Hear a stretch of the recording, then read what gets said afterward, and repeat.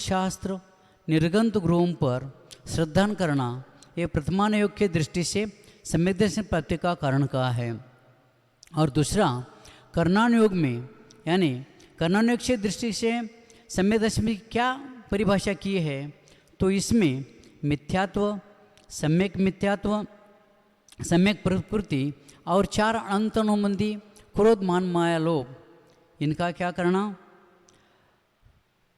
इन प्रकृतियों का यानी इन 7 प्रकृतियों का क्षय उपक्षय क्षोषम करने पर जो श्रद्धान होता है उसको सम्यक दर्शन कहा है। तो ये हो गए कर्णान योग के दृष्टि से सम्यक दर्शन परिभाषा। तो चरणान योग में कहते हैं कि प्रशम, संवेग और आस्तिक रूप से श्रद्धान होना, सम्यक श्रद्धान होना, इसको चरणान योग के दृष्टि से सम्यक दर्शन का है। और द्रव्यान योग की दृष्टि से तत्वार्थ श्रद्धान करना यानी 7 तत्वों पर श्रद्धान करना, इसको सम्यक दर्शन का है। एक बार अगर जीव सम्यक दर्शन प्राप्त करेगा तो इस जीव को क्या हो सकता है, जो अगर स्त्री हो, अगर उसने सम्यक दर्शन प्राप्त किए तो उसका स्त्रीलिंग छेद हो सकता है। और सम्यक दर्शन प्राप्त किया हुआ मनुष्य नरक गति और त्रियंच गति में नहीं जाता, एक तो वो मनुष्य गति पा जाएगा या देव गति में जाएगा। इसलिए सम्यक दर्शन से प्राप्ति की महत्ता बहुत है, सबको सम्यक दर्शन प्राप्त करना चाहिए। कल महाराज जी भी कह रहे थे कि जो पद्मावती देवी हो या क्षेत्रपाल हो, इनके बारे में कल महाराज जी कह रहे थे कि इनका गुणस्थान जो होता है वो ज़्यादा से ज़्यादा चौथे गुणस्थान पर ही जा सकते हैं। इसलिए वो सिर्फ जय जिनेंद्र करने की प्राप्त है, उनकी पूजा अर्चा आरती ये सब करना गलत है, क्योंकि ऐसे करेंगे तो अपना सम्यक दर्शन कभी भी नहीं रह सकेगा। क्योंकि अवृत्तियों को कभी भी अवृत्ति जो होते हैं वो पूजन के प्राप्त नहीं होते। ये चीज़ अच्छी तरह से सबको समझना चाहिए। अपन पाँचवें गुणस्थान से 14वें गुणस्थान प्राप्त कर से मनुष्य गति में, लेकिन ये जो देव है, देव गति के जो भी देव है वो 4थे गुणस्थान से बढ़कर 5वें गुणस्थान भी प्राप्त नहीं कर सकते। इसलिए ये जो अपन मंदिर में रखे जाते हैं, उनकी पूजन की जाती है, वो कितनी पूजन करना चाहिए, उनको कितना श्रेय मानना चाहिए, ये अपने ऊपर है। ये सब अपनों को कब जान सकते हैं कि जब अपन शास्त्र पाठ करेंगे, अच्छे तरह से इनके बारे में जानेंगे। ये अपने जैसे हो भगवंतों को पूजन करने के लिए, दर्शन करने के लिए आए हैं, इसलिए वो पूज्य नहीं है, ये बात ध्यान में रखना चाहिए। तो इसलिए कल भी महाराज जी बता रहे थे कि वो पूजनीय नहीं हो सकते, क्योंकि वो संयम धारण नहीं कर सकते। उनका गुणस्थान त्रियंच गति में और देवगति में जो भी जीव होते हैं, नरक गति और देवगति में जो भी जीव होते हैं, उनका गुणस्थान 1 से 4 तक ही शास्त्रों में बताया है। इसलिए उनको गुणस्थान और उनके जो व्रत वगैरह धारण करने की स्थिति होती है वो जानकर, इन लोगों को अपन अच्छी तरह से जानकर इनके पूजन अर्चना नहीं करना चाहिए। आप जय जिनेंद्र कह सकते हैं, इसके आगे अपन नहीं बढ़ सकते। हम देखते हैं अभी ऊपर सुबह गया था तो वहाँ क्या उनके अर्घ्य भी चढ़ा रहे हैं और उनके पूजन भी हो रही है, तो ये सब गलत है। ये ऐसा क्यों नहीं करना चाहिए। अगर आपको सम्यक दर्शन, सम्यक दृष्टि बनना है तो जो चारित्र में आगे बढ़ सके हैं, गुणस्थान में जो आगे है उनकी ही पूजा कर सकते हैं। वीतरागे देवों की पूजा अर्चना होती है और मिथ्या दृष्टियों की पूजा अर्चना और जो गुणस्थान व्रत पालन नहीं कर सकते उनकी पूजा नहीं हो सकती है। तो इस तरह अपने को ध्यान में रखना चाहिए और सम्यक दृष्टि बनकर अपने को आगे बढ़ना चाहिए। तो सम्यक दर्शन के लिए श्रद्धा, रुचि, स्पर्श, प्रतीति, ये सम्यक दर्शन के समानार्थी शब्द है, ये अपने को ध्यान में रखना है। भुक्त्वाप्यनंतरम भोगान देवलोके यतोप्सिप्तान यो ही तृप्ति न संप्राप्त सह किम प्राप्स्यति संप्राप्ति। तो इस श्लोक में कहते हैं कि भुक्त्वाप्यनंतरम भोगान देवलोके यतोप्सितान, देवलोक में जो भोग है वो इतने भोग भोगते हैं कि इस प्रकार, और भोग भोगते समय उनका जो काल है, उनकी जो आयु है, वो ज़्यादा से ज़्यादा 10,000 साल से 33,000 तक, उनके 33 सागर तक उनकी आयु है। ये ध्यान में, इतना काल वो भोग भोगते हुए भी उनके भोगों की कभी तृप्ति नहीं हुई है। ये और अपना तो क्या है, जो अपन भोग भोगते हैं, ये तो क्या 100 साल के अंदर अंदर सब अपन भोग सकते हैं। इसलिए ये जो मनुष्य जीवन मिला है अपने को, इसमें अपने को चारित्र को बढ़ाना है, यानी गुणस्थान बढ़ाना है। अपने जीवन में अपने को सम्यक दर्शन प्राप्त कर कर 5वां गुणस्थान संयम असंयम, उसके बाद मुनि बनना चाहिए। संयम दर्शन के बिना ये अगले गुणस्थान नहीं मिलते। इसलिए 5वां गुणस्थान अपने को प्राप्त करना चाहिए। जब तक आप गृहस्थी में हैं तब तक जो अपने को 11 प्रतिमा का है उसमें से कुछ प्रतिमा धारण कीजिए, सो कि 5वां गुणस्थान पाकर अपने को पुण्य बढ़ता है और सम्यक दर्शन के साथ अपना 5वां गुणस्थान पाल सकते हैं।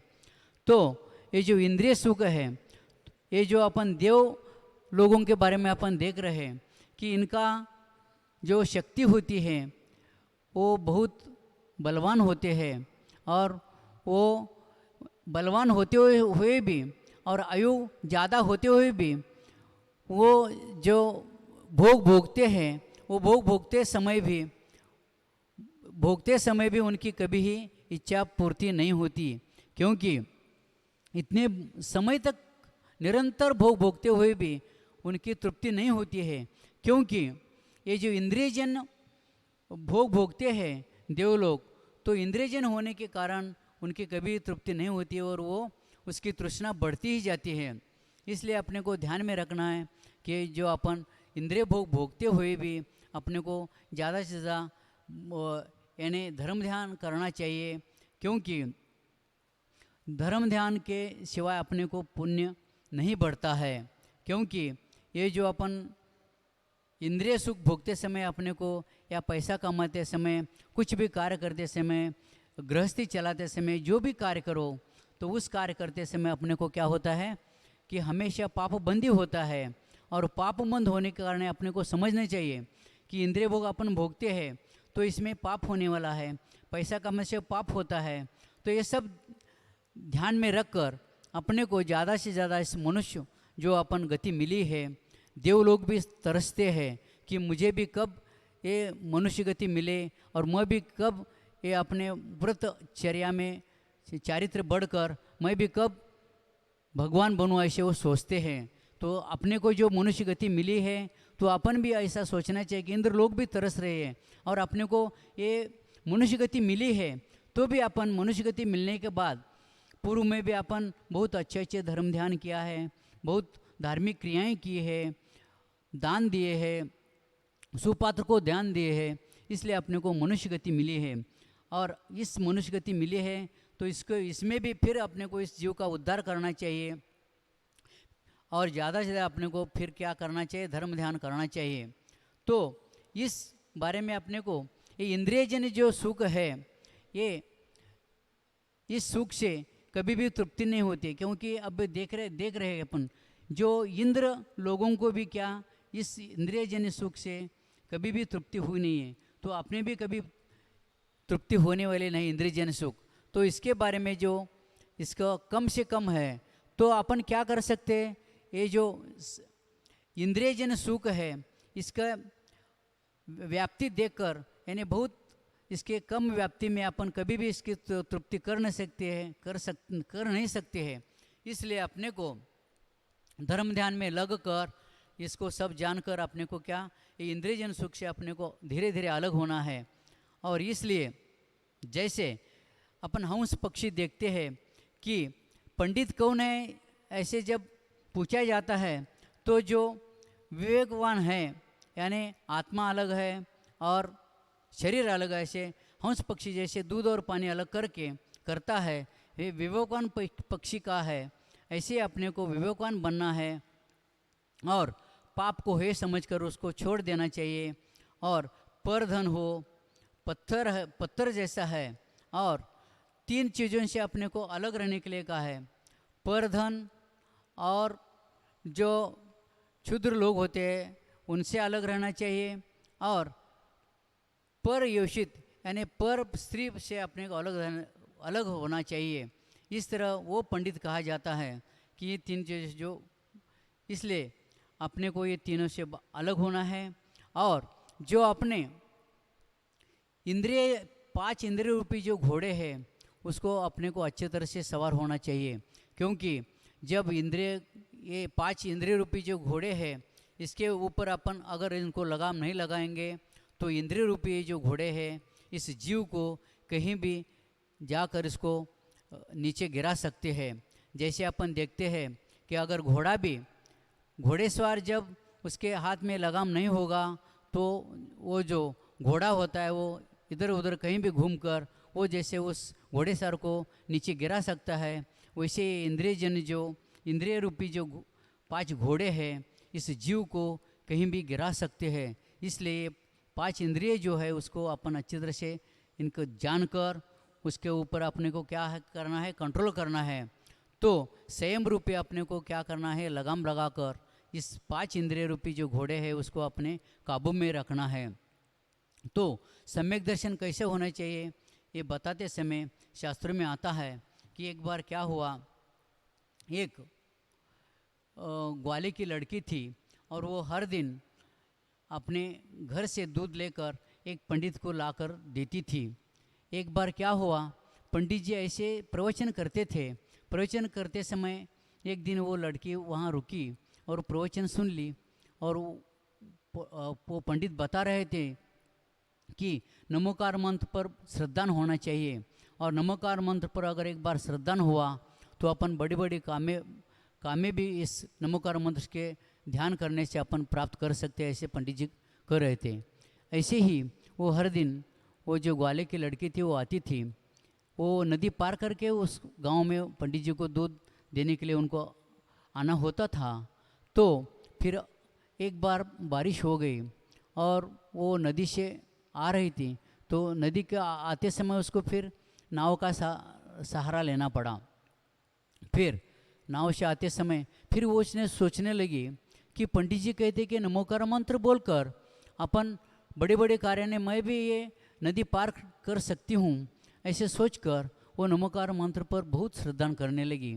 और एक दिन वो ऐसा नदी में बाढ़ आई थी तो वो सोचने लगी अभी ये नाविक कब आएगा, तो मैं ऐसा करती हूँ कि ये नमोकार मंत्र पढ़कर मैं ये सीधा ये मैं बाढ़ से वो उस पार जाऊँगी।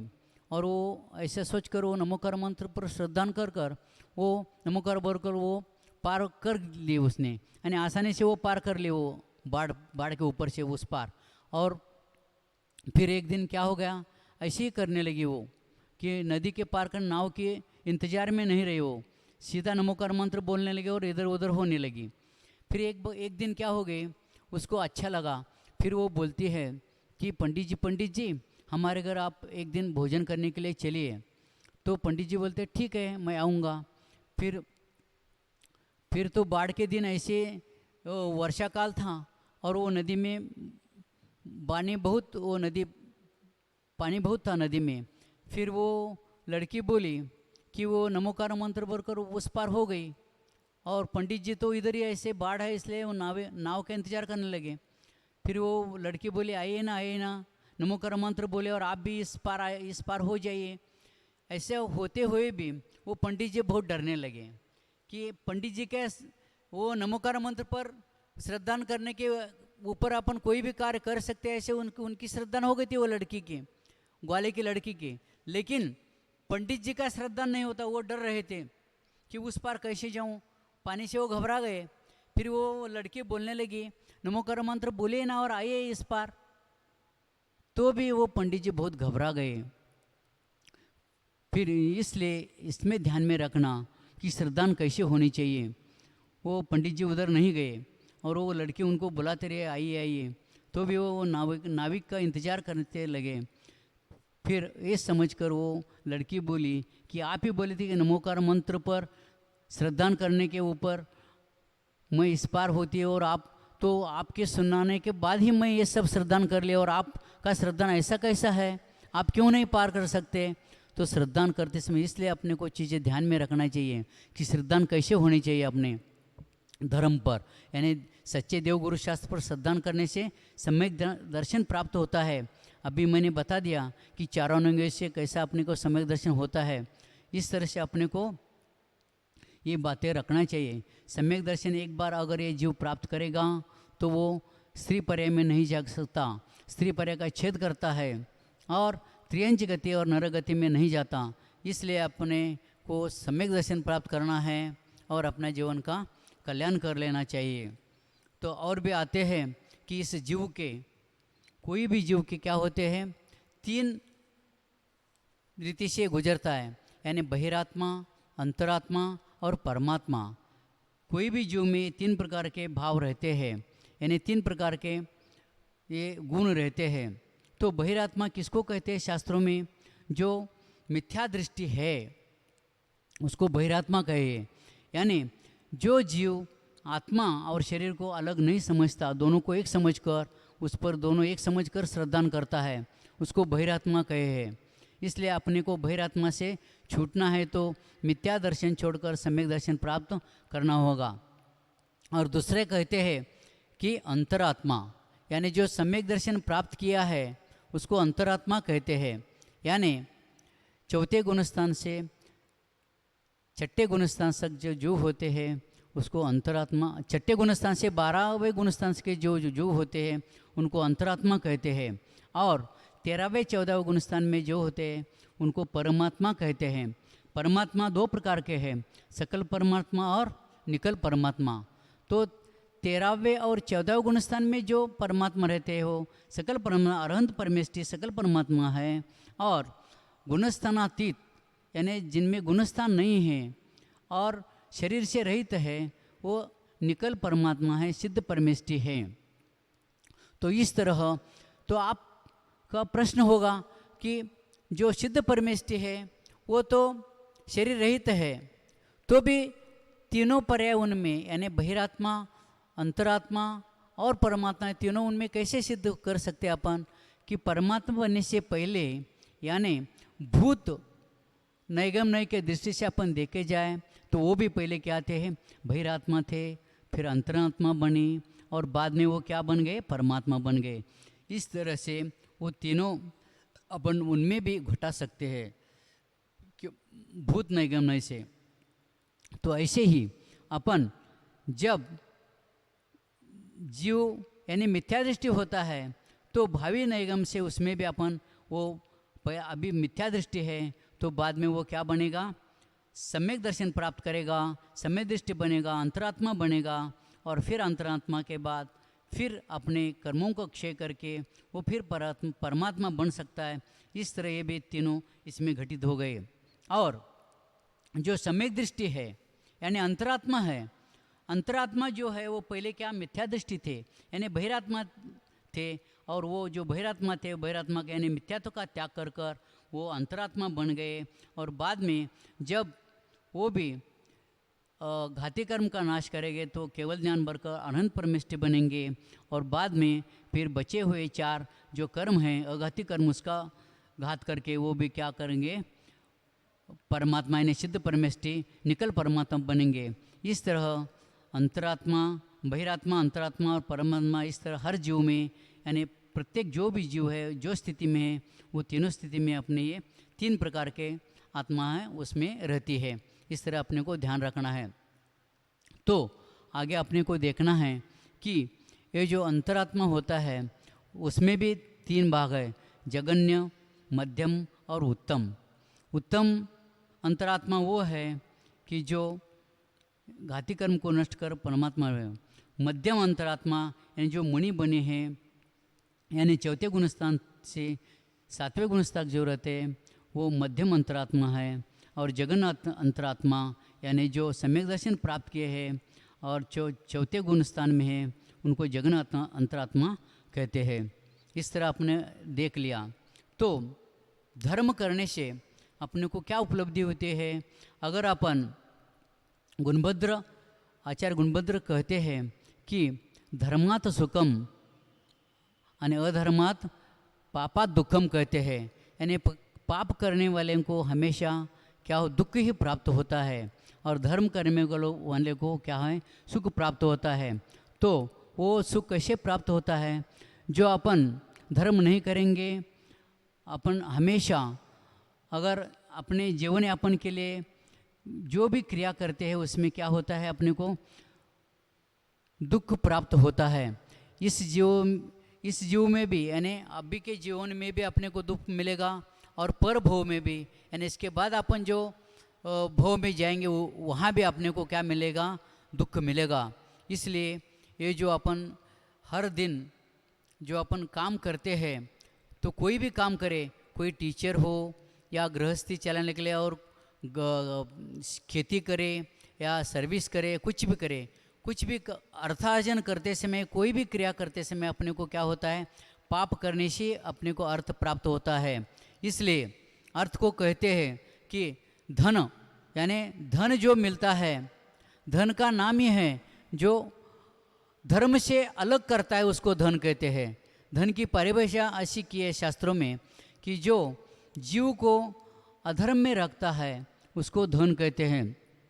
और ये धन करने में ये जीव आसक्त होता है हमेशा, क्योंकि वो सोचता है कि अपन धर्म कमाएंगे, तो धर्म कमाकर अपन अपने गृहस्थी में जो भी अपने साथी है, बच्चे हैं, बीवी है, और कोई भी अपने भाई बंधु है, उसके लिए मैं ज़्यादा से ज़्यादा धर्म कमाऊंगा, धन कमाऊंगा, ऐसा समझकर वो धन कमाता है। तो धन कमाते समय इतना मोहित ये जीव हो जाता है कि वो अपने खुद को भी सब वो भूल जाता है, और धन कमाते समय बहुत पाप करता है, और उस पाप करते समय उसको कभी भी नहीं सोचता कि मैं जो धन कमा रहा हूँ इसमें पाप होता है क्या, पुण्य मैं इसका जो अपना मनुष्य जीवन मिला है इसमें कुछ मैं पुण्य कमाऊँ क्या नहीं, ये भी सोचते हैं। कई कई हम लोगों को कहते हैं कि आप मंदिर जाते हो क्या नहीं, तो कहते हैं मंदिर जाने के लिए हमको वक्त नहीं है, ऐसे कहते कई कई लोग। लेकिन हम उनको बताते हैं कि अगर ऐसे करेंगे अपन, तो आप अगर ऐसे हमेशा धन कमा के पीछे लगेंगे, तो ये आपको कभी भी आपका जो जीव है इसका कभी भी कल्याण होने वाला नहीं है। क्योंकि धन कमाते समय बहुत क्या होता है, पाप का अर्जन होता है। तो भी कई कई जो ऐसे होते हैं कि ठीक है, ऐसे बोलते हैं हम करेंगे, अभिषेक करेंगे, पूजा करेंगे, ऐसे सिर्फ बोलते हैं, लेकिन वो तैयार नहीं होते। यहाँ के लोग अच्छे हैं, बहुत धार्मिक है, लेकिन हमारे यहाँ के जो कई कई लोग ऐसे जो मिलते हैं कि उनके बताने के बाद भी वो धर्म से नहीं जुड़ते हैं, क्योंकि वो एक ही उनका ध्यान रहता है कि मैं पैसा ज़्यादा से ज़्यादा कमाऊँगा। क्योंकि मोह की प्रतिक्रिया है, ये मोह से बहुत जुड़े रहते हैं, मिथ्या की वजह से ऐसा होता है। तो आप लोग सब अच्छे हैं कि धर्म में कार्य में जुड़े हैं, और ये जो अपन जो सुनते हैं, धर्म सुनने के लिए भी पुण्य लगता है अपने को। सब लोगों को ये नहीं होता है, कहीं के लोग कहने के बावजूद भी वो धर्म कार्य में प्रवचन में नहीं आते, क्योंकि उनकी भावना नहीं होती है, उनके पास पुण्य नहीं है। तो ये जो अपन प्रवचन सुनते हैं इसके लिए भी बहुत पुण्य लगता है। प्रवचन, धार्मिक क्रियाएं सुनना, प्रवचन सुनने के लिए भी अपने को पुण्य बनाए रखना चाहिए। तो पुण्य के बिना ये धार्मिक कार्य सुनने की भाव नहीं होते, क्योंकि अगर आपके पुण्य होगा तो ही धर्म कार्य करने के भाव होते हैं। तो इस तरह से अपने को ध्यान में रखना है कि ये जो ज़्यादा से ज़्यादा अपने पुण्य कमाना चाहिए। और पुण्य कमाने के लिए पुण्य कब बनता है, जब अपन वितराग भगवान, निर्ग्रंथ गुरु और शास्त्र, यानी आचार्यों ने लिखे हुए जो वितराग भगवान के द्वारा कहा हुआ जो शास्त्र है उसके सुनने के और पढ़ने के बाद ही पुण्य बढ़ता है। दूसरे कोई भी कितने भी अपन कार्य करें तो उससे पुण्य नहीं बढ़ेगा। इसलिए ध्यान में रखना, वितराग भगवान ही श्रेष्ठ है, और वितराग भगवान से जो जो कहे हुए प्रवचन है वो सुनना चाहिए, और निर्ग्रंथ गुरुओं के प्रवचन सुनने चाहिए, और उनके ऊपर ही श्रद्धान करना चाहिए। इससे अपने को पुण्य बढ़ता है। तो श्रद्धान के बारे में आपने देख लिया। श्रद्धान भी अपने को ऐसा होना चाहिए कि इसके सिवा मेरे जीवन में दूसरे कोई भी चीज़ नहीं है कि जिसके ऊपर मैं श्रद्धान करूं। अपने सम्यक दर्शन, बहुत जो लड़की के बारे में अभी सुनाया था ना, ऐसे सम्यक दर्शन होना चाहिए। वो सिर्फ वो पंडित जी को श्रद्धा नहीं था, वो तो हर दिन प्रवचन पढ़ाते थे, प्रवचन सुनाते थे, शास्त्र पढ़ाते थे, लेकिन ऐसे होने के बावजूद भी उनका श्रद्धान ठीक नहीं था। लेकिन वो लड़की जो थी वो सिर्फ सुनकर इतने श्रद्धान पक्की कर ली थी और वो इधर उधर नदी से पार करती थी। इस तरह अपने के ऊपर भी श्रद्धान होने चाहिए। और भी आता है कि एक बार क्या हुआ, एक पंडित जी सुना रहे थे कि शास्त्र से कि अभक्ष्य नहीं खाना चाहिए, ऐसा सुना रहे थे, और वो खुद अभक्ष्य भक्षी थे। और वो घर में जाते हैं तो उनकी बीबी क्या आप अभक्ष्य नहीं खाना चाहिए ऐसे प्रवचन में सुना है, तो उसने अभक्ष्य की चीज़ें नहीं बनाई थी। फिर वो घर में जाते हैं और बताते ऐसा क्यों, आज बैंगन की भाजी नहीं क्यों की, ऐसा वो अपने पत्नी को डांट रहे थे। फिर ऐसे डांटते समय वो उसकी पत्नी जो थी वो बोलती है आप भी कहे थे कि ये अभक्ष्य जो है वो खाने से क्या होता है, पाप होता है, और इसलिए मैंने ये आलू और प्याज और बैंगन जैसे जो अभक्ष्य चीज़ें हैं वो नहीं पकाई है, और आप क्यों डांट रहे हो। तो पंडित जी को फिर भी गुस्सा आने लगा। वो तो सिर्फ शास्त्र में लिखा है, वो सिर्फ पढ़ाने के लिए चीज़ें हैं, आपको ये सब चीज़ें बनाना है, ऐसा कहने लगा। लेकिन इसलिए अपने को ये भी ध्यान रखना चाहिए कि जो सिर्फ सुनकर ये बातें छोड़ना नहीं चाहिए।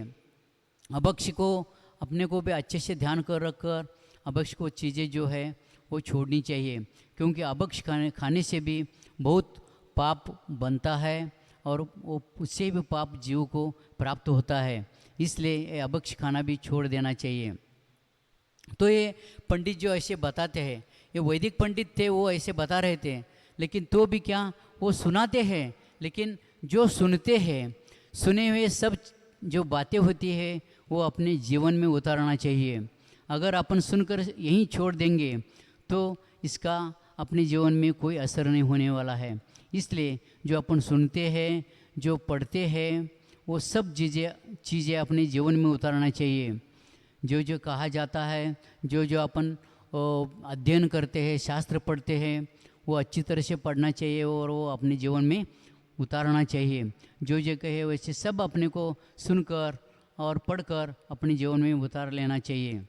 तो इस तरह से अपन देख रहे हैं तो सम्यक दर्शन प्राप्त करने से कितने अपने को मुनाफा होता है और अपने जीव कल्याण कर यानी वो अपने जीवन में चारित्र बढ़ा सकता है और अपने जीवन में अच्छी तरह से सम्यक दर्शन प्राप्त कर वो अपने जीवन का कल्याण कर सकता है। तो और भी बातें आती है कि सम्यक दर्शन प्राप्त करने के बाद जो है इस जीव को कितना यानी देव गति मिलती है। उससे देवगति मिलने से क्या होता है कि उनकी आयु ज़्यादा होती है तो सुख भी ज़्यादा मिलता है। तो इस तरह से अपने को ये सब जानना चाहिए और अपने जीवन में कार्य करना चाहिए। महाराज जी आ रहे अभी, वो सुनाएंगे। इतना ही सहकर मेरे वाणी को विराम देता हूँ। ओम नमः, ओम नमः, ओम नमः।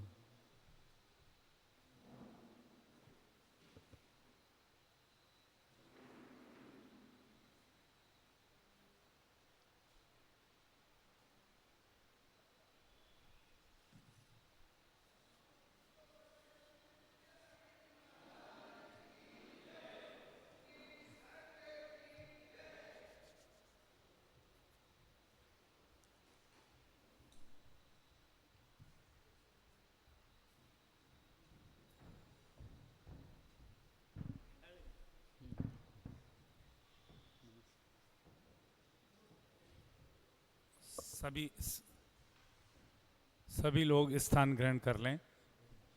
मुनि श्री विद्यासागर जी का मंगल आगमन हो गया है और अब आप उन्हीं के श्रीमुख से आगे की देशना सुने। बोलिए परम पूज्य मुनि श्री विद्यासागर जी महाराज की जय।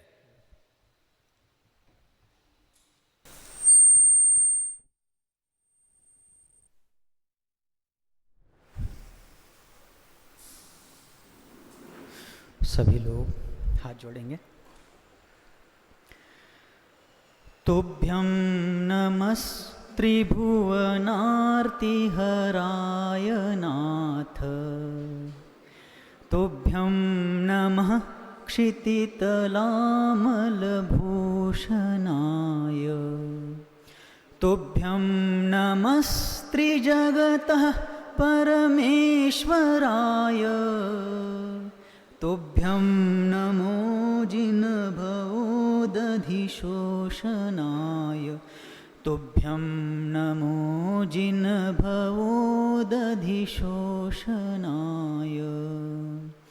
पंच परमेष्ठी भगवान की, द्वादशांग जिनवानी माता की, चारित्र्य चक्रवर्ती समाधि सम्राट मुनिकुल पितामह 20वीं शताब्दी के प्रथम आचार्य भगवंत शांति सागर जी मुनि महाराज की, अध्यात्म सरोवर के राजहंस आचार्य भगवान विद्यासागर जी मुनि महाराज की, दीक्षा गुरु शांत मूर्ति वात्सल्य रत्नाकर गुरुवर आचार्य भगवंत सन्मति सागर जी मुनि महाराज की, पूज्य आचार्य श्री वर्धमान सागर जी मुनि महाराज की, अहिंसा परमो धर्म की,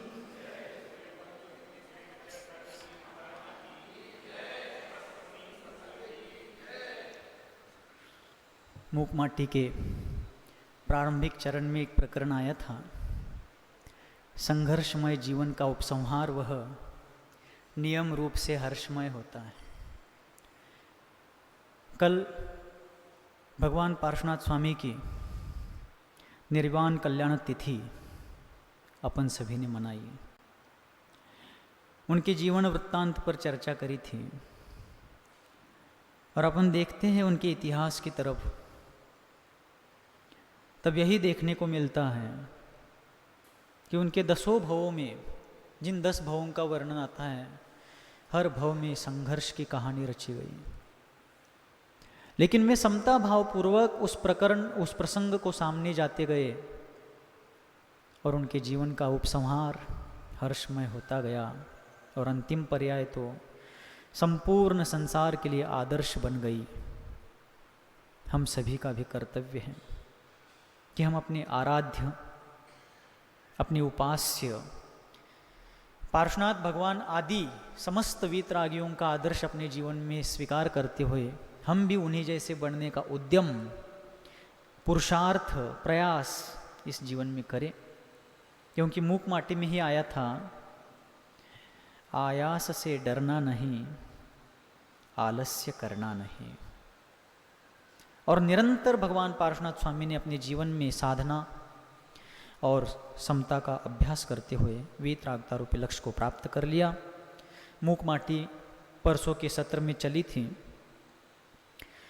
उसमें कंकरों को शिल्पी ने किस लिए आप लोगों को अलग किया गया, संकर दोष का वारण करना था, इसलिए कंकर कोश का वारण किया गया, इस चीज को कहा। और फिर जलाशय में रहते हुए भी तुम लोग जलाशय नहीं बन पाए, जल धारण करने की क्षमता तुम्हारे में नहीं आ पाई। माटी से मिलन तो हुआ लेकिन माटी में मिले नहीं तुम, माटी से छुअन तो हुआ लेकिन माटी में घुले नहीं तुम। मैं तुम्हें पाषाण हृदय तो नहीं कहूँगा, मैं तुम्हें हृदयहीन तो नहीं कहूँगा, लेकिन पाषाण हृदय अवश्य है तुम्हारा। इत्यादि रूप से शिल्पी ने कंकरों को कुछ उनकी जीवन की जो सच्चाई है उसको समझाया था। और उसके बाद शिल्पी से कड़वी घूंट पीने के बाद दीनता भरी आँखों से कंकर जब माटी की ओर देखते हैं, तब माटी की शालीनता, माटी की सात्विकता, माटी की सज्जनता कंकरों को कुछ देशना देती है। पृष्ठ क्रमांक 51 पर चर्चा चल रही थी कि महासत्ता माँ की गवेषणा, समीचीना ऐषणा और संकीर्ण सत्ता की विरेचना अवश्य करना है तुम्हें। महासत्ता माँ की गवेषणा मतलब सर्वव्यापी परमात्मा जो है, सर्वव्यापी का मतलब केवल ज्ञान के द्वारा जिन्होंने लोकालोक के संपूर्ण गेय पदार्थों को भूत भावी वर्तमान त्रैकालिक रूप से उनको जान लिया है, ऐसे केवली भगवान के निकल परमात्मा, सकल परमात्मा अभी महाराज जी बता रहे थे। सुन रहे थे क्या आप लोग? हम भी सुन रहे थे। सकल परमात्मा, निकल परमात्मा, अंतरात्मा, बहिरात्मा सब महाराज बता रहे थे। सम्यक दर्शन का उपदेश चल रहा था, प्रशांत सागर जी महाराज मार्गदर्शन दे रहे थे। और ऐसे जो परमात्मा है, परम पद में स्थित हो चुके हैं, परमेष्ठी अवस्था को प्राप्त हो चुके हैं, ऐसे परमात्मा की खोज करनी है। खोज करनी है का मतलब परमात्मा के स्वरूप को समझना है, क्योंकि वैसे तो सिद्ध परमात्मा की खोज इस दुनिया में इंद्रिय शक्ति के द्वारा असंभव है, क्योंकि सिद्ध परमात्मा सूक्ष्मत्व गुण को प्राप्त हो चुके हैं, इंद्रिय गम्यता से पार हो चुके हैं, इसलिए उनको इंद्रियों के द्वारा और इंद्रियों के जो साधन हैं, दूरबीन हो या सूक्ष्मदर्शी माइक्रोस्कोप आदि हो, किसी से भी सिद्ध परमात्मा को पकड़ा नहीं जा सकता है। इसलिए परमात्मा की खोज करना है, इसका मतलब शास्त्रानुसार, देवशास्त्र गुरु के उपदेशानुसार परमात्मा के स्वरूप को समझना है। जो जो परमात्मा बने हैं, किस प्रकार बने हैं, उसको भी समझना है, और मैं भी उनके पद चिन्हों का अनुसरण करते हुए परमात्मा बन सकता हूँ, इस चीज़ को भी समझना है। समीचीना ऐष्णा, अपनी इच्छाएं सार्थक रखनी है, स्वार्थपूर्ण वृत्तियों का त्याग करते हुए आत्म कल्याण के साथ साथ प्राणिमात्र के कल्याण की इच्छा धारण करते हुए सात्विक साधना को धारण करना है, और संकीर्ण सत्ता की विरेचना अर्थात संकीर्ण विचारधारा का तुम्हें अवश्य त्याग करना है। अपन ने एक उदाहरण देखा था इस प्रकरण में, वैज्ञानिकों ने वो कांच का जलाशय बनाया था और उसमें मछलियां छोड़ी थी ना, तो मछलियां समझने लगी बीच में कांच की दीवार डालने पर कि इसके आगे कछू है नैया। बुंदेलखंडी में कहते हैं कछू है नैया, नहीं है को नैया कहते हैं वो लोग। तो इसके आगे कुछ है नहीं, इसके आगे हम बढ़ नहीं सकते। इस प्रकार की संकीर्ण सोच उस मछली समुदाय के बीच में निर्माण हुई थी, इसलिए वे लोग आगे और स्पेस होते हुए भी, जगह होते हुए भी, बढ़ने के लिए राह होते हुए भी बढ़ नहीं पाए। उसी प्रकार हम लोगों की सोच बनी है कि एक विशिष्ट क्रियाकांड करना, एक विशिष्ट रीति रिवाज का पालन करना, एक रूढ़ि मात्र का पालन करना मतलब धर्म है, लेकिन उसके आगे आंतरिक जगत में वीतरागता, समता, सहजता, आत्मिक शांति, जीवन का आह्लाद और संपूर्ण विश्व से असंपृक्तता, अलिप्तता, यह एक जीवन की एक आध्यात्मिक उन्नति है। इस तरफ बहुतायत दुनिया का, बहुतांश विश्व का ध्यान नहीं है। इसलिए माटी समझती है, समझाती है उन कंकर समुदाय को। अर्थ यह हुआ, लघुता का त्यजन ही गुरुता का यजन ही शुभ का सृजन है। लघुता का त्यजन मतलब यहाँ पर शूद्रता का त्याग, मन में जो हल्के भाव होते हैं, अधम दर्जे के, निचले दर्जे के भाव, निचले दर्जे की प्रवृत्तियाँ होती हैं, उनका त्याग करना।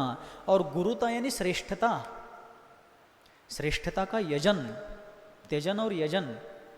तो श्रेष्ठता का यजन मतलब उपासना, श्रेष्ठ दशा को प्राप्त करने के लिए उपासना करना, या जो श्रेष्ठ बने हैं उनकी उपासना करना ही शुभ का सृजन है। जीवन में मांगल्य का सृजन करना है, जीवन में उज्ज्वलता का निर्माण करना है। अपार सागर का पार पा जाती है नाव, हो उसमें छेद का अभाव भर। छोटी सी नौका भी, छोटी सी नाव भी, अपार सागर, ऐसा लगता है कि समुद्र और आकाश चिपक गए हैं। क्षितिज की तरफ देखते हैं सागर के किनारे खड़े रहकर, तो लगता है कि मानो समुद्र और आकाश दोनों चिपक गए हैं, लेकिन ऐसे अपार सागर का पार भी एक छोटी सी नाव पा जाती है, लेकिन एक शर्त है कि उसमें छेद का अभाव होना चाहिए। वैसे हम लोग भी कितनी ही हमारी छोटी अवगाहना हो, मोक्ष जाने वाली जीवों की उत्कृष्ट अवगाहना 500 धनुष होती है। 500 धनुष मीन्स 4 हाथ का एक धनुष, 4 हाथ मीन्स 6 फीट, 1.5 फीट का एक हाथ, तो 4 हाथ मतलब 6 फीट का एक धनुष। 500 गुना 6 3000 फीट। 500 धनुष की अवगाहना का फीट में कितना हो गया? 3000 फीट ऊंचाई वृषभनाथ भगवान की, बाहुबली भगवान की, और 25 धनुष जोड़ दो उसमें, मतलब 33 फीट वृषभ पार्श्वनाथ भगवान की, इनकी बाहुबली भगवान की। तो उत्कृष्ट अवगाहना 525 धनुष बाहुबली भगवान आदि की अपेक्षा से कही गई, और जघन्य अवगाहना 3.5 हाथ, मतलब कितने हो गए? 5.25 फीट, मतलब मेरी जितनी ऊंचाई है अनुमानतः, थोड़ा बहुत आगे पीछे, उतनी कम से कम अवगाहना होती है। मेरे से थोड़ी कम होगी। तो अवगाहना शरीर की कितनी है ऊंचाई लंबाई चौड़ाई कितनी है इसका कोई मतलब नहीं मोक्ष मार्ग में। सिर्फ इतना है कि उस जीवन रूपी नौका में मिथ्या दर्शन ज्ञान चारित्र के छेद नहीं होने चाहिए। तो हमारी जीवन नौका भी अपार संसार सागर से पार जा सकती है, जैसे आज तक अनंत अनंत जीव जा चुके हैं। इसलिए हमें अपने दोषों का, अपने मिथ्या दर्शन ज्ञान चारित्र रूपी छिद्रों का त्याग करके नौका को, जीवन नौका को अभेद्य बनाना चाहिए। रत्नत्रय की अभेद्य नौका में बैठना चाहिए। किसी ने एक जगह पर कहा है, कहाँ कहाँ तक भटक चुके हो कौन कौन से गांव में। सुन रहे छू कहीं काय से ध्यान से, कहाँ कहाँ तक भटक चुके हो कौन कौन से गांव में, अब तो आकर बैठो काका रत्नत्रय की नाव में। मतलब अनादि काल से इस संसार में कहाँ कहाँ तक, कौन कौन से क्षेत्र को हमने नहीं भोगा है। आकाश लोकाकाश के किसी क्षेत्र को, किसी प्रदेश को हमने नहीं छोड़ा। प्रत्येक प्रदेश पर अनंतों बार जन्म मरण का दुख झेला है। अब तो आकर बैठो काका रत्नत्रय की नाव में। अगर मुक्त होना है, अगर छूटना है, संसार के संपूर्ण बंधनों से मुक्त होना है, तो रत्नत्रय का एक ही मार्ग है। आपको एक बार बताया भी था, लौकिक किसी भी स्थान पर जाने आने के लिए, किशनगढ़ हो, जयपुर हो, अजमेर हो, दिल्ली हो, आगरा हो या दुनिया का कोई भी स्थान हो, उस भौगोलिक स्थान पर जाने के लिए अनेक मार्ग हो सकते हैं। किशनगढ़ को नसीराबाद से भी आ सकते हैं, अजमेर वाले भी आ सकते हैं, जयपुर वाले भी आ सकते हैं, सांभर वाले भी आ सकते हैं, अलवर वाले भी आ सकते हैं, इधर पुष्कर वाले भी आ सकते हैं, हर तरफ से आ सकते हैं। मतलब किशनगढ़ आने के लिए अनेक रास्ते हैं, लेकिन मोक्ष जाने के लिए एक ही मार्ग है। कौन सा? सम्यक दर्शन ज्ञान चारित्राणि एव मोक्ष मार्ग है। सम्यक दर्शन ज्ञान चारित्र ही मोक्ष मार्ग है, दूसरा मार्ग नहीं है, दूसरा उपाय नहीं है। फिर भी कभी कभी वह नाव घबराती है, और वह घबराहट न ही जल से है, न ही जल के गहराव से, परंतु जल की तरल सत्ता के विभाव से है, जो जल की गहराई को छोड़कर जल की लहराई में आकर तैरता हुआ सा अध डूबा हिम का खंड मान का मापदंड। देखो महाकवि की प्रतिभा देखो, दार्शनिक सिद्धांतों को काव्य की शैली में ढाला जा रहा है, तो वह अपार सागर के पार को पाने वाली छोटी सी नाव भी कभी कभी घबराती है। उसमें छेद नहीं है, अभेद्य नाव है तो भी घबराती है। क्यों? क्योंकि वह घबराहट जो उसकी है वो ना ही जल से है, इतना फैला हुआ जल है, जिधर देखो उधर सर्वत्र धरती और समुद्र चिपके हुए दिख रहे क्षितिज में, चारों दिशाओं में। इसलिए फैली हुई इतने अपार विशाल जल के राशि को देखकर भी वो नौका घबराती नहीं है, न ही जल के गहराव से। और ये जल, ये समुद्र इतना गहरा है और इतना फैला है, दोनों चीज़ों से नहीं घबराती है, परंतु किससे घबराती है? जल की तरल सत्ता के विभाव से घबराती है। पानी कैसा है? तरल है, पतला है, लेकिन वो पतला द्रव रूप पानी जब घन रूप हो जाता है, विभाव रूप परिणत हो जाता है, तब वो नाव घबराती है। जल की जो तरल सत्ता विभाव रूप परिणत हो गई है और जल की गहराई को छोड़कर, नीचे की गहराई को छोड़कर जल की लहराई में, लहराई यानी सतह पर, लहराई का अर्थ क्या? सतह पर आकर के तैर रहा है। वो कौन है? जो अध डूबा है, आधा डूबा है, हिम का खंड, यानी बहुत ज़्यादा ठंड का वातावरण होने के कारण, टेम्परेचर कम होने के कारण समुद्र में भी क्या हो चुका है? बीचों बीच जल के तरल सत्ता का विभाव परिणमन हो गया है, यानी पानी का कुछ अंश बड़े बड़े हिम की चट्टानों में बदल गया है समुद्र में, और पानी के गहराई को छोड़ करके वो ऊपर आकर के आधा डूबा और आधा ऊपर है सतह पर। ऐसा वो हिम का खंड मान का मापदंड, यानी मान कषाय को मानने का मानो थर्मामीटर हो। क्यों ऐसा? इसलिए कहा कि मान कषाय व्यक्ति का जीवन कठोर होता जाता है, और हिम कितना भी ठंडा लगे, बर्फ कितना भी ठंडा लगे, लेकिन वो ठोस होने के कारण वो कठोर होता है। पानी देखो आर पार उंगली जाती है, बर्फ में आर पार जाती है क्या? नहीं, वो कठोर हो चुका है। इसी प्रकार अहंकारी व्यक्ति का जीवन भी कठोर होता जाता है, कठिन होता जाता है। तो जो नाव छेद रहित भी है, बिना छेद वाली है, अपार सागर के पार जाने के लिए चली है, लेकिन फिर भी वो घबरा रही है।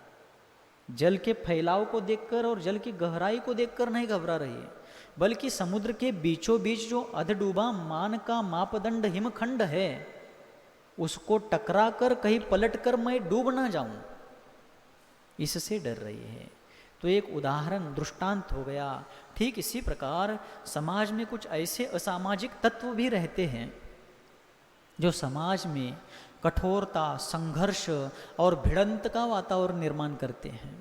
सामाजिक विकास की नाव जो उन्नति की ओर जा रही होती है, राष्ट्रोन्नति की ओर जा रही होती है, व्यक्तिगत जीवन में भी जो आत्मोन्नति की साधना चल रही होती है, उसमें अहंकारी तत्वों के कारण, मानकशाही लोगों के कारण, घमंडी लोगों के कारण, बताया था ना आप लोगों को जबलपुर में घमंडी लाल चौक है, नाम रखा था घमंडी लाल किसी का। तो घमंड के कारण, गर्व दंभ के कारण वे लोग अपनी हेकड़ी छोड़ते नहीं हैं।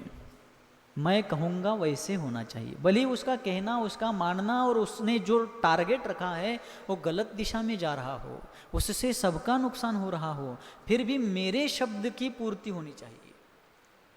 इस अपने अहंकार के पोषण के लिए, अपने मान सम्मान को बढ़ाने के लिए और क्रेडिट पाने के लिए, श्रेय पाने के लिए व्यक्ति सबके हित की बलि चढ़ाने से भी ऐसे असामाजिक तत्व आगे पीछे नहीं देखते हैं। उससे उनका तो कुछ उद्धार होना ही नहीं है, लेकिन जो सामाजिक विकास की राह थी वो और मुश्किल हो गई। अपन देखते हैं, हिटलर की तरफ देखिए, जो जर्मनी का तानाशाह था, विश्व के ऊपर राज्य करने की अपनी हेकड़ी के चलते उसने विश्व युद्ध को अंजाम दिया और लाखों करोड़ों लोग उस विश्व युद्ध की अग्नि में जलकर भस्म हो गए। क्यों? हेकड़ी। तो ऐसे लोग जो है, मान के मापदंड, मैं विश्व के ऊपर अधिपतित्व, मैं विश्व के ऊपर अपना अधिनायकत्व करना चाहता हूँ, जमाना चाहता हूँ, इस प्रकार के अहम भाव के कारण ये लोग इस प्रकार समाज को, राष्ट्र को, संस्कृति को, सबको लेकर के पतन की गहरी खाई में गिरते हैं। और इसलिए जो अपार सागर को पार पाने की क्षमता भरी अभेद्य नौका भी ऐसे अहंकार और घमंड वाले तत्वों से डरती है। अर्थात सज्जन लोग ऐसे लोगों के सामने जाने से डरते हैं। कहीं इन लोगों से टकराव होने से अपने परिणाम संक्लेश ना हो, अपना मार्ग बाधित ना हो, जीवन कलुषित ना हो, जीवन में नाना प्रकार की उथल पुथल ना मचे, इसलिए सज्जन लोग ऐसे अहंकारी लोगों से सामना करने से बचने का प्रयास करते हैं। वह सरलता का अवरोधक है, गरलता का उद्बोधक है, इतना ही नहीं, तरलता का अतिशोषक है और सघनता का परिपोषक है। वो हिमखंड कैसा है? जो समुद्र में अधडूबा मान का मापदंड जो हिमखंड है वो कैसा है? सरलता का अवरोधक है। जो सरल मार्ग है, सीधा मार्ग है, उसको रोकने वाला है। क्यों? नौका सीधी जा रही थी, लेकिन हिमखंड को देखकर उसको मार्ग बदलना पड़ रहा है, सरल मार्ग को छोड़कर अन्य रूट से जाना पड़ रहा है। सरलता का अवरोधक है, गरलता का उद्बोधक है, यानी भयंकर उसके भीतर हलाहल विष भरा हुआ है। गरलता यानी एक विशेष प्रकार से उसके भीतर शत्रुता, अहम भाव, ईर्ष्या, असहिष्णुता आदि के भाव भरे हुए ऐसे असामाजिक तत्वों के भीतर, ऐसे असामाजिक लोगों के भीतर इस प्रकार के भाव होते हैं। हिम का खंड असामाजिक लोगों का प्रतीक है। और इतना ही नहीं, तरलता का अतिशोषक है। तरलता यानी जो पानी में कोमलता है, मृदुता है, द्रवणता है, उसका अतिशोषक है। इसका मतलब समाज में जो लचीलापन होता है, सामाजिक लचीलेपन को क्या करता है? शुष्क कर देता है और समाज में एक प्रकार का काठिन्य निर्माण होता है। अगर हिटलर ने इस प्रकार नाजी जर्मनी में विश्व युद्ध का वहाँ पर प्रारंभ नहीं किया होता तो सोवियत संघ हो, अमेरिका हो, इनका टकराव नहीं होता। विश्व युद्ध के भीतर करोड़ों लोगों के जीवन का वहाँ पर विनाश नहीं होता और विश्व में अनेक प्रकार के प्रदूषण, वैचारिक प्रदूषण, वायु प्रदूषण और शत्रुता रूपी प्रदूषण नहीं फैलते। किंतु ये जो है ऐसे मानकशाही लोग तरलता यानी सामाजिक लचीलापन, फ्लेक्सिबिलिटी जिसको कहते हैं, उसका शोषक है। समाज को अत्यंत जो लचीलापन है उसको नष्ट कर देते हैं और सघनता का परिपोषक, समाज में कठोरता निर्माण कर देते हैं ऐसे लोग। क्यों? क्योंकि ऐसे लोगों के साथ और 4 उनके अनुयायी भी होते हैं और वे 4 अनुयायी समाज में घूम फिर करके अपने और अनुयायी बढ़ाते हैं, तो उसके विरोध में दूसरा और कोई पक्ष खड़ा रहता है, वो अपने अनुयायियों की संख्या बढ़ाता है। इस प्रकार दोनों में निरंतर टकराव होता रहता है, संघर्ष होता रहता है। पार्किंग होने के बजाय स्पार्किंग होने लगता है। एक यस बढ़ गया तो कितना अंतर आ गया। पार्किंग के स्पेलिंग के पहले सिर्फ यस लगा दो, क्या हो गया? स्पार्किंग हो गया। स्पार्किंग का अर्थ जानते हैं आप लोग? चिंगारिया। पार्किंग का मतलब एक जगह गाड़ियां रोकते हैं बिना विरोध के, वैसे ही समाज एक जगह पार्क होना चाहिए, वो स्पार्क होने लगा। चिंगारियां उड़ने लगी विरोध की, असहिष्णुता की, कलह की, एक मेक के अवरोध करने की, एक मेक की टांग खींचने की। केकड़ा का बताया था, वैसा होने लगता है। न ही तैरना जानता है और न ही तैरना चाहता है। खेद की बात है कि तरन और तारक को डुबोना चाहता है वह। क्या है? न तैरना जानता है, और जो हिम का खंड है वो तैरना जानता नहीं। अर्थात अहंकारी लोग जो होते हैं, सत्ता लोलुपी लोग जो होते हैं, अपनी ही बात मनवाने की हेकड़ी जिनके भीतर है, वे लोग, हटवादी लोग, न ही तैरना जानते हैं। अर्थात स्वयं भी इस हटवाद को छोड़ करके उन्नति की ओर जाए, समस्याओं से, संकटों से तैर करके पार हो जाए, इस प्रकार तैरना नहीं जानते हैं। और न ही तैरना चाहता है। तैरना नहीं जानता, इसमें इतनी दिक्कत नहीं है। तैरना जानता नहीं लेकिन तैरना चाहता है तो कुछ ना कुछ राह निकल सकती है, लेकिन ना तैरना जानता है और ना ही तैरना चाहता है।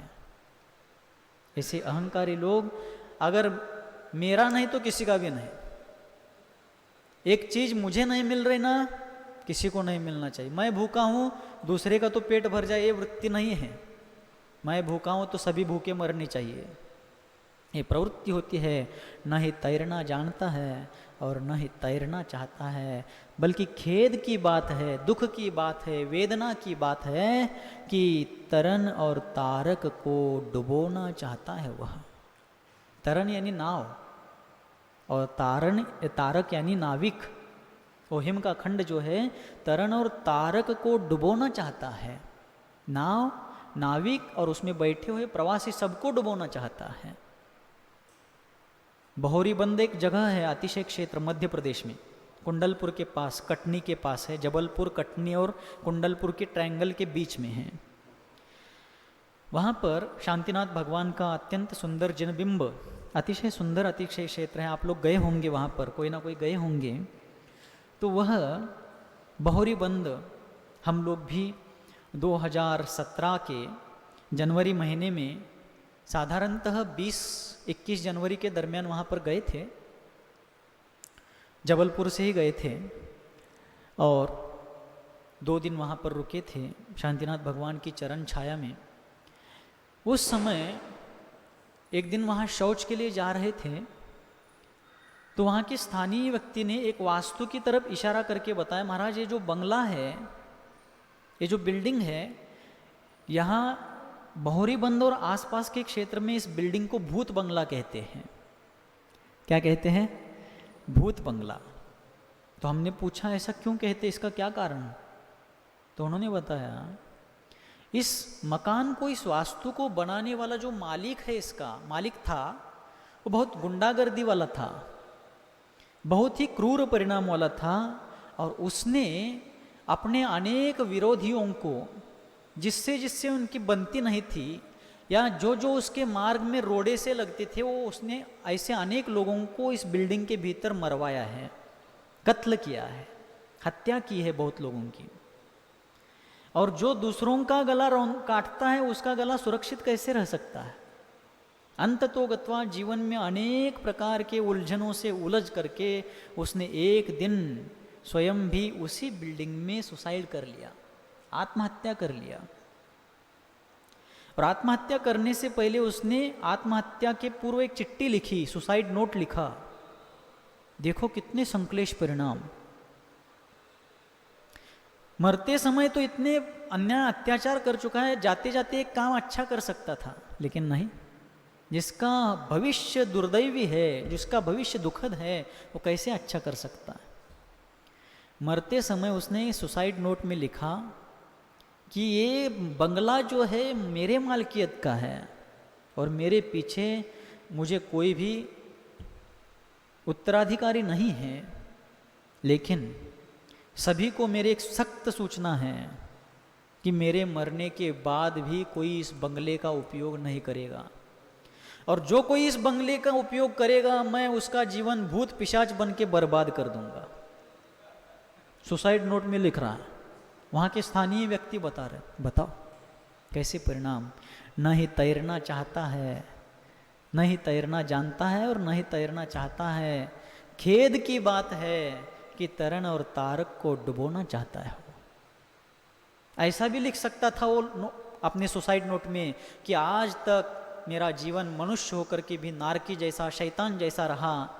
मैंने इस जीवन में कोई अच्छा काम नहीं किया, लेकिन मरते मरते मैं आज अपने जीवन के परेशानियों से तंग आकर के आत्महत्या कर रहा हूँ, लेकिन मरते मरते या मरने के बाद एक अच्छा काम करना चाहता हूँ। इस मकान में मैंने अनेकों लोगों के प्राण लिए हैं, अनेकों का जीवन मिटाया है, लेकिन मेरी अंतिम इच्छा है जो मैं स्वयं नहीं कर सकता, लेकिन कोई समर्थ व्यक्ति, प्रशासन, सरकार या कोई भी इस बिल्डिंग में अनाथाश्रम खोले, वृद्धाश्रम खोले, कोई स्कूल खोले, कोई अच्छी समाज विकासकारी संस्था खोले और यहाँ पर मेरे आत्मा को, मेरे जीवन को एक प्रकार की मरने के बाद तो शांति मिले, इस प्रकार का काम यहाँ पर हुए, ऐसी मेरी इच्छा है। और ये मेरी संपत्ति मुझे कोई उत्तराधिकारी नहीं होने के कारण मैं प्रशासन के लिए सौंप देता हूँ, भारत सरकार के लिए सौंप देता हूँ। ऐसा अच्छा भाव भी कर सकता था, लेकिन न ही तैरना जानता है और न ही तैरना चाहता है।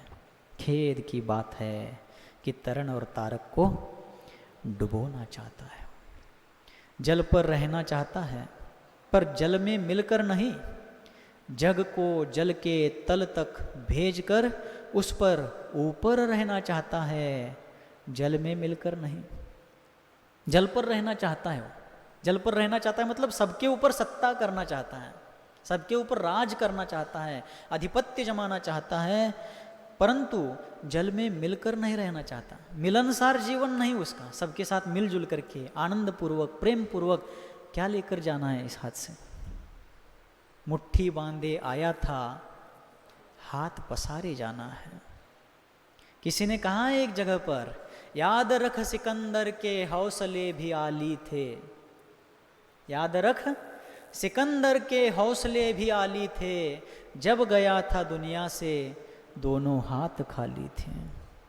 और उसी इसमें कहा है कव्वाली में, एक कव्वाली है मुस्लिम संप्रदाय के अनुरूप उस शैली पर रची हुई, लेकिन जैन दर्शन की 12 अनुप्रेक्षाओं का प्रतिनिधित्व करती है वो। संसार की असारता का बहुत मार्मिक वर्णन उसमें किया गया है।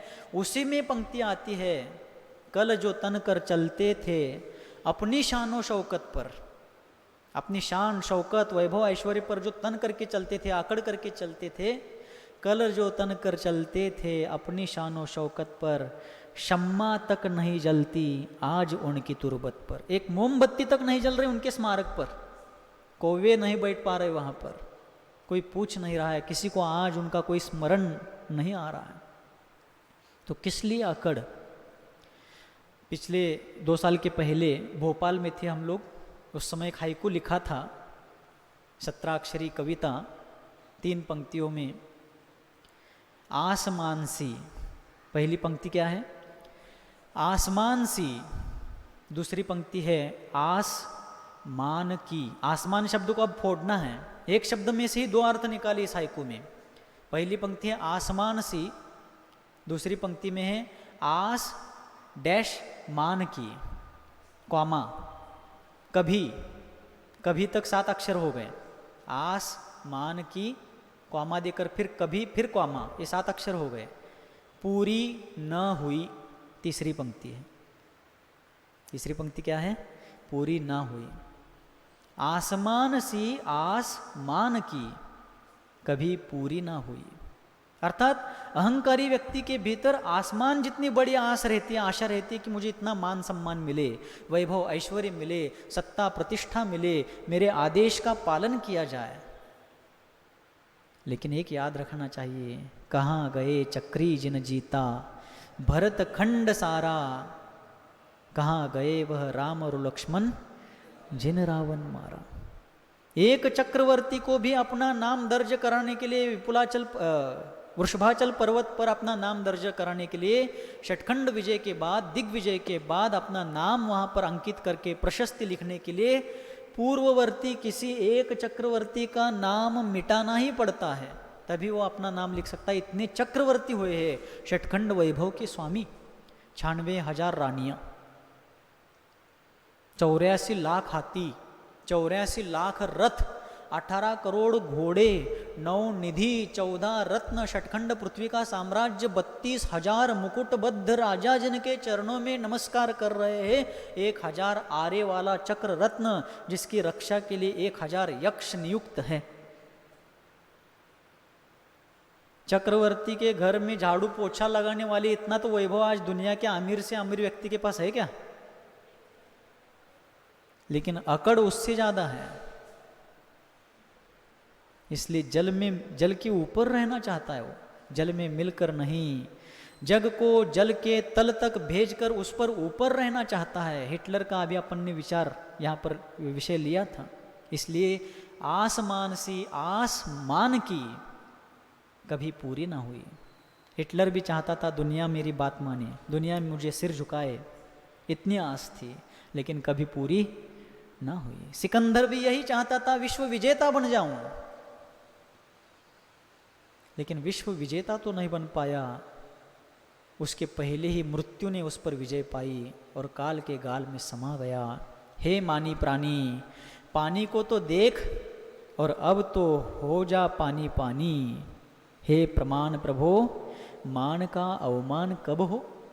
आचार्य महाराज संसार के समस्त अहंकारी कषायशील प्राणियों को उपदेश दे रहे कि हे मानी प्राणी, हे मानी प्राणी मतलब हे अहंकारी प्राणी, हे घमंडी प्राणी, हे घमंडी लाल, क्या कर, पानी को तो देख। यानी पानी कितना तरल है, कितना कोमल है, कितना द्रवणशील है, निरंतर आगे बढ़ता रहता है। पानी को तो देख और अब तो पानी पानी हो जा, अर्थात अपने अहंकार को छोड़ और कोमलता को धारण कर। हे प्रमाण प्रभु अर्थात हे केवल ज्ञानी भगवान, हे वीतराग भगवान। प्रमाण प्रभु का मतलब, प्रमाण का अर्थ केवल ज्ञान होता है, प्रमाण का अर्थ सच्चा ज्ञान, सम्यक ज्ञान भी होता है, लेकिन प्रमाण शब्द का मूल अर्थ प्रमाण यानी केवल ज्ञान। ध्यान से सुन रहे क्या? 9:20 हुए और 2-3 मिनट चलेगा क्या? आज जरा लेट हुआ है। प्रमाण शब्द में 3 अक्षर है। तो प्र का अर्थ है श्रेष्ठ, प्र का अर्थ क्या है? श्रेष्ठ। जैसे अपन कहते हैं ना प्रमाण, प्रवचन, प्रदीप, सब में प्र उपसर्ग लगा है। प्रमाण, प्रदीप यानी श्रेष्ठ दीपक, प्रवचन यानी श्रेष्ठ वचन। तो यहां पर कह रहे हैं प्र यानी श्रेष्ठ। अब क्या बचा? मान बचा। मां का अर्थ है लक्ष्मी। मां का अर्थ क्या होता है? लक्ष्मी। तो लक्ष्मी 2 प्रकार की है, अंतरंग लक्ष्मी और बहिरंग लक्ष्मी। अंतरंग लक्ष्मी क्या है? अनंत चतुष्ट है। और बहिरंग लक्ष्मी समौसरण, अष्टमहाप्रातिहारी इत्यादि, ये हो गई लक्ष्मी। मां का अर्थ लक्ष्मी। और मान शब्द में से आन को अलग करना है। मां आन, मां और मां में ही आन जोड़ दिया तो एक आ का लोप हो जाता है। अ में कितने भी अ जोड़ो तो आ हो जाएगा, या आ में कितने भी आ मिलाओ तो आ ही हो जाएगा, स्वर संधि व्याकरणानुसार। तो मान में से आन को अलग करो और मां को अलग करो, तो मां का अर्थ हो गया लक्ष्मी और बचा आन। आन का अर्थ है दिव्य ध्वनि। देखो प्रमाण में क्या क्या छिपा है। प्र यानी श्रेष्ठ, मा यानी लक्ष्मी और आण यानी दिव्य ध्वनि। जो प्रकृष्ट रूप से, प्र यानी श्रेष्ठ, प्रकृष्ट उत्कृष्ट, जो उत्कृष्ट रूप अंतरंग बहिरंग लक्ष्मी और दिव्य ध्वनि के स्वामी हैं, ऐसे तीर्थंकर भगवान को प्रमाण कहते हैं। तो यहां पर भगवान को प्रार्थना कर रहे आचार्य महाराज, हे प्रमाण प्रभो, हे केवली भगवान, हे तीर्थंकर भगवान, हे अरहंत भगवान, मान का अवमान कब हो, यानी हमारे भीतर जो मान कषा है, अहंकार छिपा हुआ है, उसका अवमान, उसका विनाश कब होगा, हम आप जैसे वीतरागी कब बनेंगे। आचार्य विद्यासागर जी महाराज ने एक दोहा लिखा एक जगह पर, उन्नत बनने नत बनो। उन्नत शब्द में भी नत आता है ना, तो आचार्य महाराज कहते हैं अगर उन्नत बनना है, विकसित बनना है, श्रेष्ठ बनना है, उन्नत बनने नत बनो। उन्नत बनने के लिए पूज्य पुरुषों के, देवशास्त्र गुरु के चरणों में नम्र विनम्र हो जाओ। उन्नत बनने नत बनो, लघु से राघव होए। जो अपने आप को छोटा मानता है और किसी श्रेष्ठ के चरणों में झुक जाता है, वही राघव यानी श्रेष्ठ उसके जैसा बड़ा हो जाता है।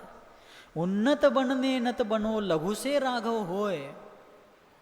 कर्ण बिना भी धर्म से विजयी पांडव होए। महाभारत का युद्ध हुआ था और उसमें यह माना जा रहा था कि कर्ण जिस पक्ष में होगा वही पक्ष जीतेगा। कर्ण इतना महाधनुर्धर महायोद्धा था, क्योंकि श्री कृष्ण ने निशस्त्र युद्ध लड़ने की प्रतिज्ञा ली थी। अब माना जा रहा था कर्ण जिनका पक्ष लेगा वही जीतेंगे। लेकिन दुर्योधन को कर्ण ने वचन दिया था